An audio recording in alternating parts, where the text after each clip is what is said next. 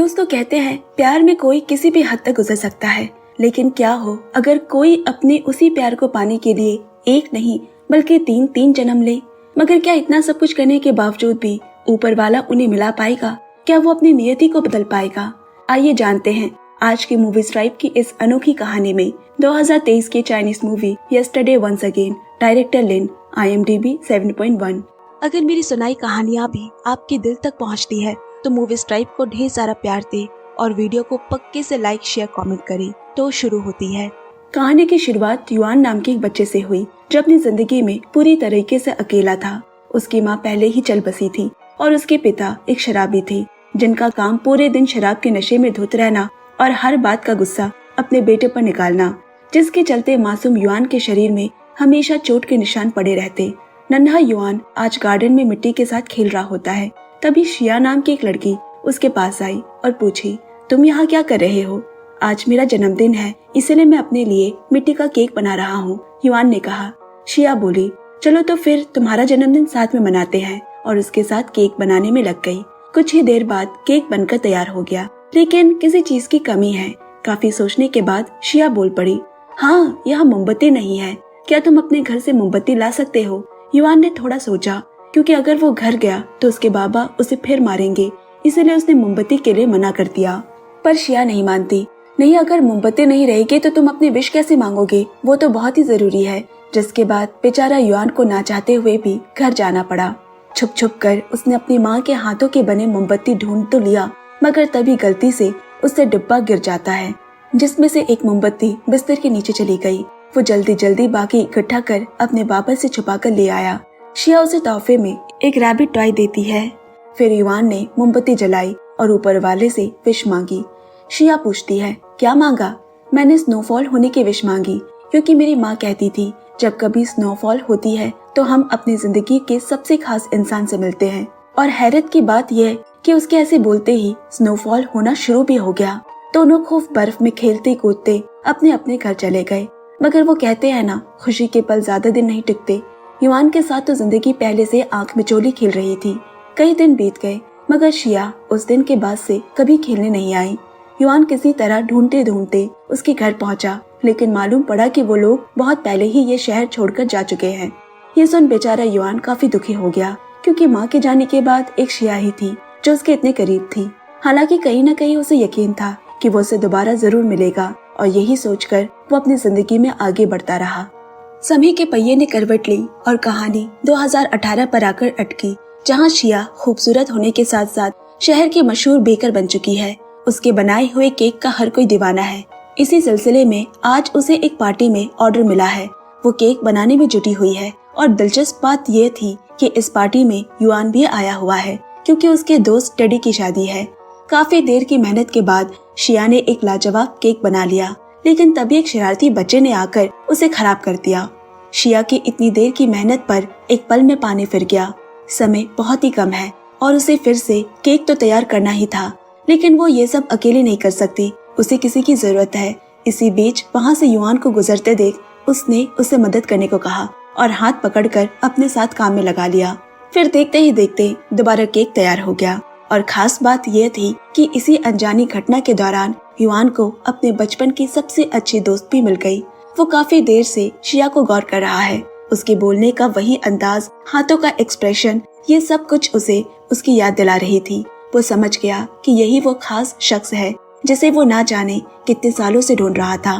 Party खत्म होने के बाद वो उसका नाम पता करता और फिर उसके साथ ही चलने लगता है। दोनों रास्ते में थोड़ी बहुत बातें करते हैं। तभी शिया की नजर खाने से सजी एक वेंडिंग मशीन पर पड़ी, जिसे वो बड़ी गौर से देख रही है। युआन बोला, क्या तुम्हें भूख लगी है? मैं खरीद दूं? शिया ने कहा, नहीं, मुझे खाना नहीं, बल्कि ये रैबिट चाहिए, जिसे लेने के लिए मैं हमेशा इसमें सिक्का डालती हूँ, मगर वो नहीं मिलता। युआन उस वेंडिंग मशीन में सिक्का डालता है, लेकिन इस बार भी रोबोट नहीं निकलता। पर बस में बैठे वो डिब्बे के ऊपर एक रैबिट बनाकर शिया को देते हुए बोला, क्या तुम्हें याद है ये रैबिट तुमने बचपन में किसी को दिया था? बस ये सुनने के बाद मानो शिया की सारी यादें ताजा हो गई और ये बिछड़े हुए दोस्त एक बार फिर से मिल जाते हैं। शिया को तो अभी भी अपनी किस्मत पर विश्वास नहीं हो रहा कि उसे युआन कुछ इस तरह मिलेगा। दोनों ने एक दूसरे का नंबर एक्सचेंज किया और पहले बातों फिर मिलने का सिलसिला शुरू हो गया। देखते ही देखते उनकी दोस्ती प्यार में बदल गई और दोनों ने एक दूसरे से प्यार का इजहार कर दिया। अब दोनों साथ में रहने लगे। युआन एक गेम डेवलपर है।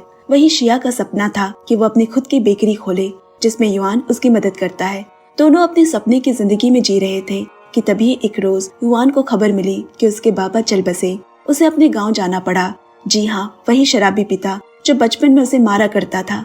लेकिन पिता तो पिता ही होता है, आखिर युआन उसे ऐसे कैसे छोड़ सकता था। मगर अफसोस की बात यह थी कि जिस पिता ने उसे जीते जी कभी सुख नहीं दिया, उसने अपने जाने के बाद भी बेचारे पर कर्ज का इतना बोझ लाद दिया कि गुंडे आए दिन उसे परेशान करने लगे। नतीजा, युआन काफी परेशान रहने लगा। रात दिन वो अपने पिता के कर्ज को चुकाने की सोचने लगा। दिन रात एक कर मेहनत भी करने लगा, जिस वजह से अब वो ना तो शिया को समय दे पा रहा और ना ही पहले की तरह खुश था। सारा दिन काम करने की वजह से आज वो देर से आया और जल्दी सो गया। लेकिन उसे सुबह उठने में देर हो गई, जिसके लिए भी उसने शिया को सुनाया, क्योंकि आज उसकी एक खास मीटिंग थी जिसमें उसे लेट हो जाता है। अब शिया ने उसे उसी रास्ते से जा रहे उसकी दोस्त ओलिविया के घर छोड़ देने को कहा। रास्ते में शिया को ख्याल आया कि आज युआन का जन्मदिन है। उसने युआन से ऑफिस जल्दी आने को कहा ताकि दोनों साथ मूवी डेट पे जाए और इस खास मौके को अच्छे से सेलिब्रेट कर सके। हालांकि युआन का बदला बदला बर्ताव उसे बिल्कुल भी रास नहीं आ रहा। कहीं न कहीं शिया को ऐसा लगने लगा अब वो उसे प्यार नहीं करता। उसने ओलिविया से भी इस बारे में बात की और बताया जब से वो अपने बाबा के अंतिम संस्कार से लौटा है ना जाने क्यों इतना बदल गया। तो ओलिविया ने पूछा, तुम्हें कैसी जिंदगी चाहिए? बस मैं अपनी जिंदगी में खुश रहना चाहती हूँ और कुछ नहीं, शिया ने कहा। असल में ओलिविया कोई और नहीं बल्कि युआन के दोस्त टेडी की ही पत्नी है, जिसकी शादी में ही वो दोनों मिले थे। यहाँ टेडी भी ओलिविया के साथ कुछ खास खुश नहीं है और उसे जल्दी ही तलाक लेने वाला है, क्योंकि दोनों हर वक्त झगड़ते रहते हैं। यहाँ तक कि घर में टेडी की बिल्कुल भी इज्जत नहीं, और तो और अपने फॉलोवर्स तक के सामने ओलिविया ने रो रो कर टेडी को बुरा बना दिया। टेडी का दुखड़ा सुनने के बाद युआन वहाँ से चला गया। आखिर वो कर भी क्या सकता है, वो बेचारा तो खुद अपनी जिंदगी से परेशान है। अभी तो बस उसे किसी तरीके से उन गुंडों से छुटकारा पाना था। अब युआन शहर के बहुत बड़े ऑथर से मिलने पहुंचा, जो चाहते हैं कि वो उनकी एक खास कहानी यस्टरडे वंस अगेन के ऊपर एक गेम बनाए। ये कहानी ऐसे रोबोट के ऊपर आधारित है जो सबकी विश पूरी करता। दोनों को लगता है कि वाकई ये गेम मार्केट में तबाही मचा देगा और युआन इसके लिए तैयार भी हो गया। अब हम ऑफिस का दृश्य देखते हैं, जहाँ पर एक नई डील होने पर सब लोग सेलिब्रेट कर रहे हैं, मगर युआन के दिमाग में अभी भी कुछ अलग ही चीज चल रही है। वो बेहद गुमसुम सा है। और फिर अचानक उसे याद आया कि शिया उसका इंतजार कर रही होगी। उसने अपने बॉस मिस्टर वोंग से आज हाफ डे मांगा, लेकिन उन्होंने उसे ये कहकर मना कर दिया, मुझे पता है आज तुम्हारा जन्मदिन है, लेकिन इस प्रोजेक्ट के इंचार्ज तुम ही हो और ऊपर से एक हफ्ते का काम अभी भी बाकी है, मैं तुम्हें जाने नहीं दे सकता। युआन बोला, सर ये जरूरी नहीं कि आज मेरा जन्मदिन है, जरूरी ये है कि मेरी गर्लफ्रेंड मेरा इंतजार कर रही है। जिस पर मिस्टर वांग ने कहा, इसमें क्या खास है, तुम अपनी गर्लफ्रेंड के साथ 24 घंटे रहते हो, जब मन चाहे तब जाकर मना लेना। और वहाँ से चला गया। यहाँ बेचारी शिया घर पर युआन का बेसब्री से इंतजार कर रही है, लेकिन युआन ऑफिस में ही फंसा रह गया। शिया ने उसे कॉल भी किया, मगर नशे में टेडी ने फोन छीनकर उसे पार्टी के बारे में बता दिया। इसके बाद युआन को उन्हीं गुंडों का फोन आया जिनसे उसके बाबा ने कर्ज लिया था, जिसके लिए युआन बॉस से 6 महीने की सैलरी एडवांस पर मांगता है, लेकिन बॉस ने इसके लिए साफ मना कर दिया। और ये बात पीछे खड़ी शिया ने सुन ली। अब तो उसका गुस्सा 7वें आसमान पर है। उसने युआन से गुस्से में पूछा, आखिर उसे इतने सारे पैसों की क्या जरूरत है? अगर कोई बहुत बड़ी दिक्कत है तो अभी तक उसको क्यों नहीं बताई गई? आखिर में युआन ने उसे सब कुछ सच सच बता दिया, जिस पर वो बोली, अगर पैसों की इतनी जरूरत है तो बेकरी के बिजनेस के लिए दोनों ने जो पैसे इकट्ठे किए हैं उसमें से ले लो, यहाँ ये एडवांस मांगने की क्या जरूरत? मगर युआन ने उसके पैसे लेने से इनकार कर दिया, क्योंकि वो पैसे उसने सालों मेहनत करके इकट्ठे किए थे। आखिर उन्हें ऐसे कैसे बर्बाद कर देता? गुस्से में शिया बोली, यहाँ मेरा तुम्हारा कैसे हो गया, हम दोनों तो एक ही है। अब युआन बोला, मैं तुम्हारे लिए सही शख्स नहीं हूँ, मैं तुम्हें एक अच्छी जिंदगी नहीं दे सका, मैं एक लूजर हूँ, अच्छा होगा कि तुम मुझे छोड़कर चली जाओ। ये सुन शिया भावुक हो उठी, क्या तुम मुझसे ब्रेकअप करना चाहते हो? मुझे बिल्कुल भी अंदाजा नहीं था कि तुम इतनी आसानी से मेरे प्यार को ठुकरा दोगे, मैं आज से तुमसे कभी नहीं मिलूंगी। इतना कहकर शिया वहाँ से चली गई। शिया के वहाँ से जाने के बाद युआन को अपनी गलती का एहसास हुआ। उसे एहसास हुआ कि बातों ही बातों में उसने शिया का कितना दिल दुखाया है। अपनी इस गलती की माफी मांगने के लिए वो उसके पीछे पीछे भागता है।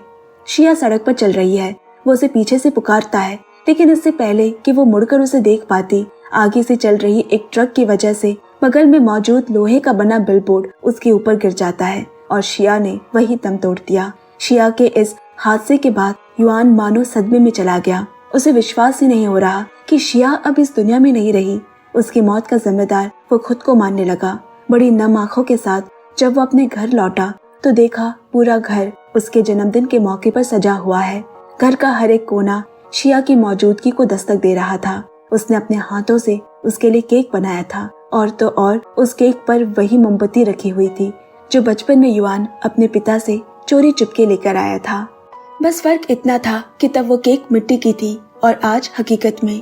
लेकिन वो कहते हैं ना, जिंदगी का तराजू एक जैसा नहीं रहता। बचपन की मिट्टी के केक के साथ जो खुशी युआन की जिंदगी में थी वो सब शिया के ना रहने से फीकी पड़ गई है। वो रोते हुए केक के नजदीक गया और मोमबत्ती में फूंक मारकर विश मांगी उसकी शिया उसे वापस करते। अब अगली सुबह युआन की आंखें खुली तो पाया आज उसका जन्मदिन है, ना कि कल गुजरा है। अपने सामने शिया को जिंदा पाकर उसने उसे गले लगा लिया। इसका मतलब कहानी एक दिन पीछे चली गई है। उसी तरह वो उस दिन भी ऑफिस के लिए तैयार हुआ। शिया को उसकी सहेली के पास छोड़ा और फिर यस्टरडे वंस अगेन के लेखक से मिलने गया। उसे तो लग रहा है कि ये सब सिर्फ उसका एक बुरा सपना है, मगर लेखक ने उसे ये कहकर चौंका दिया कि जो कुछ उसके साथ हुआ वो कोई सपना नहीं, हकीकत है। तुम चाह कर भी भविष्य को नहीं रोक सकते। युआन ने पूछा, क्या शिया की फिर से मौत हो जाएगी? हाँ, उसके पास ज्यादा समय नहीं है। ये सुन युआन अपना सारा काम धाम छोड़कर भाग के शिया के पास आया। उसे उसकी बेकरी के लिए कुछ नई जगह दिखाता है और साथ ही साथ डिनर भी कराता है।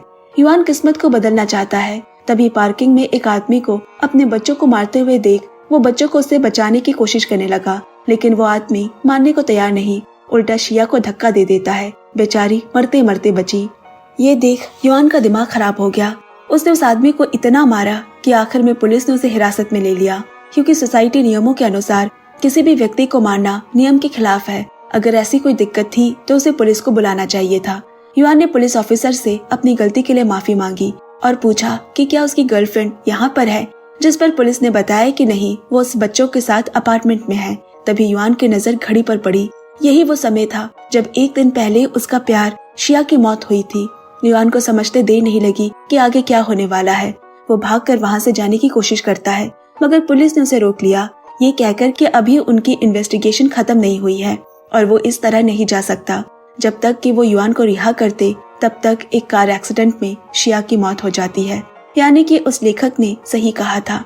दिन अलग जरूर था, लेकिन अंजाम बिल्कुल वही जिसका युआन को डर था। पर यहाँ हमें एक और चौंका देने वाली बात मालूम पड़ी कि वो लेखक कोई और नहीं, खुद भविष्य का युआन होता है, जो समय की धारा को तोड़कर यहाँ हकीकत देखने आया है। अब मायूस युआन वापस घर आ गया। पूरा घर सूना सूना था। कमी थी सिया की। वो उसके साथ बिताए हर एक पल को याद करने लगा। फिर उसके दिमाग में वो मोमबत्ती का ख्याल आया, वही जादुई मोमबत्ती जिसने उसे उसके प्यार से मिलाया था।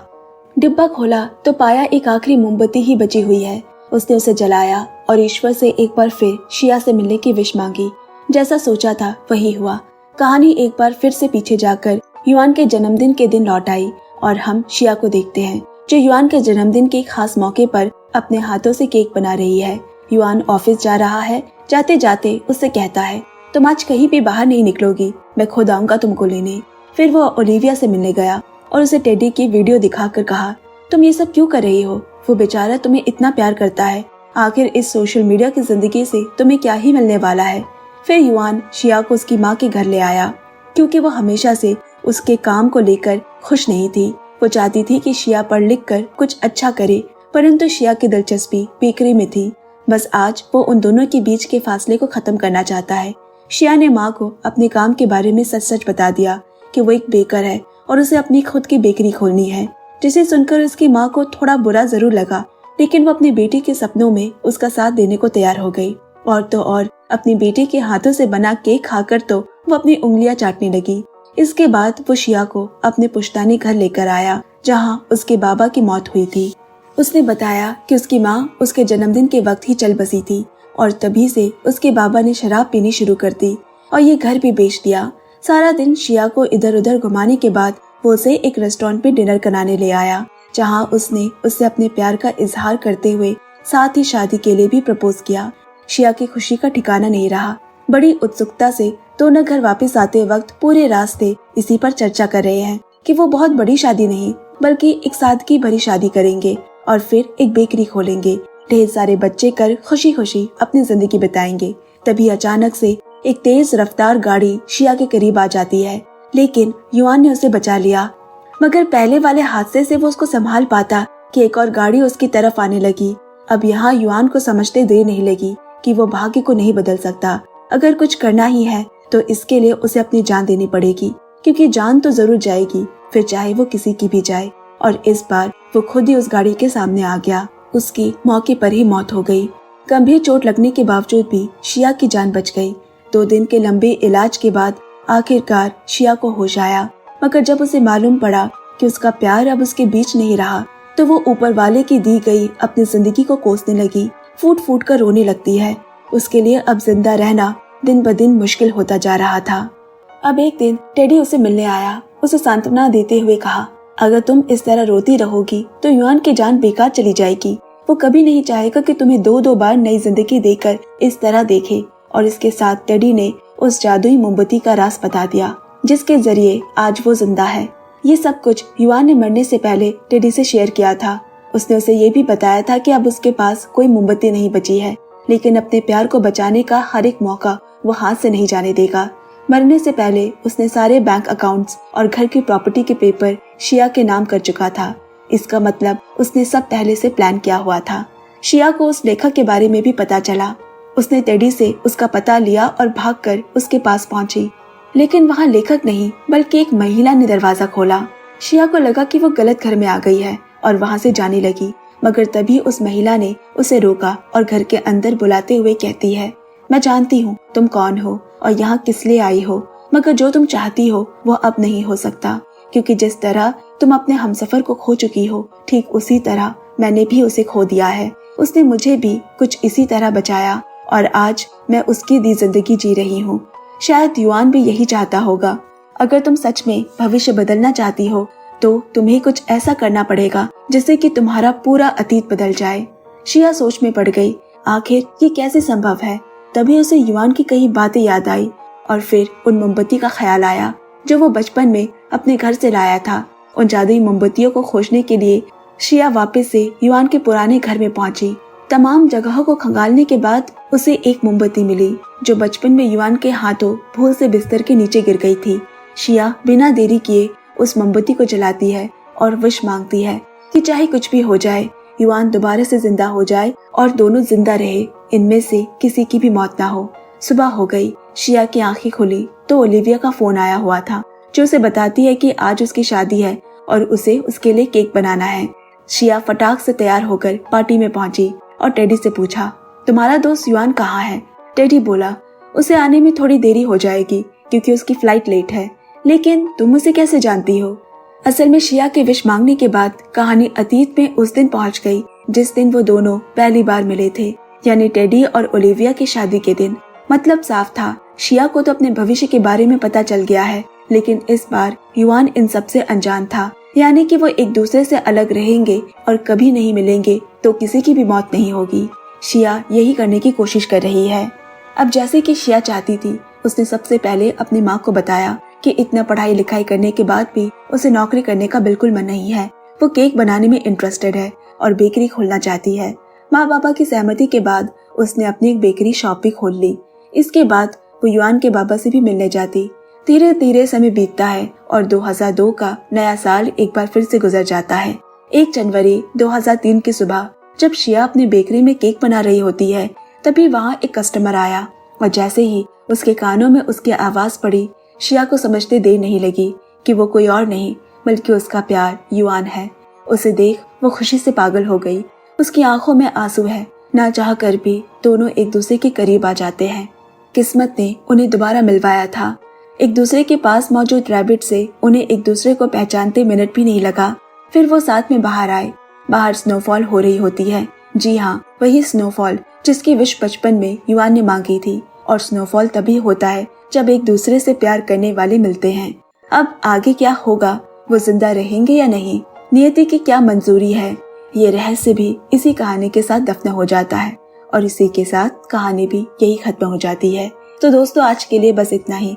अगर आपको हमारी ये कहानी पसंद आई तो इसे लाइक करके ज्यादा से ज्यादा शेयर करना बिल्कुल ना भूले। धन्यवाद दोस्तों। तब तक सुनते रहिए, सुनाते रहिए मूवीज ट्राइब। बाय बाय दोस्तों, टेक केयर।